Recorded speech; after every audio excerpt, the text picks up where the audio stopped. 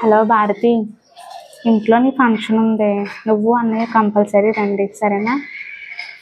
Okay, ఉంటానైతే. ఏదేదో function అందరిని పిలిచేసావా? పిలిచాను బావా. మరి మీ ఫ్రెండ్ సరస్వతిని పిలిచావా?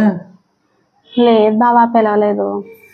అదేంటి వాళ్ళ ఇంట్లో జరిగే ప్రతి చిన్న ఫంక్షన్కే మన అందరినీ పిలుస్తారు కదా. అవును బావా, పిలుస్తుంది, కానీ ఎప్పుడు నాతో కోపంగానే మాట్లాడుద్ది. అలా మాట్లాడితే నాకు అసలు నచ్చదు. కాదే భారతి చూడండి, ఎప్పుడు ప్రేమగా పొగుడుతా మాట్లాడుద్ది, అందుకే దానికి ఎక్కేసాను. సరే అయితే నేను నిన్ను అడుగుతాను, చెప్తావా? నువ్వు భారతికి చాలాసార్లు హెల్ప్ చేసావు కదా. చాలాసార్లు చేశాను బాబా. ఒకసారి బిజినెస్ పర్పస్ మీద మనీ అడిగితే మనీ కూడా ఇచ్చాను.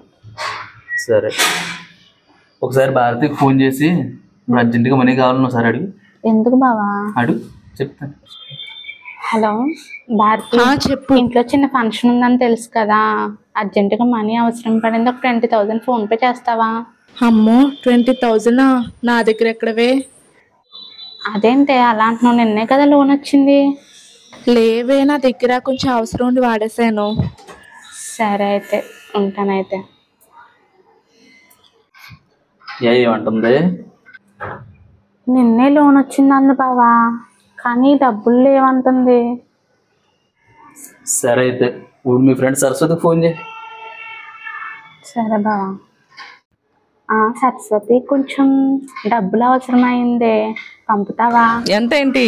ఒక 20,000. నా దగ్గర ఎక్కడవే? నా దగ్గర ఏం లేవు. ఒకసారి ఇదిలా చూడవే. సరే అయితే, అవసరం అంటున్నావు కదా, మా ఆయన దగ్గర ఏమన్నా ఉన్నాయేమో అడిగి పంపుతాను. సరే అయితే బావా, ఫోన్ పే చేస్తు. ఇప్పుడు అర్థమైందా?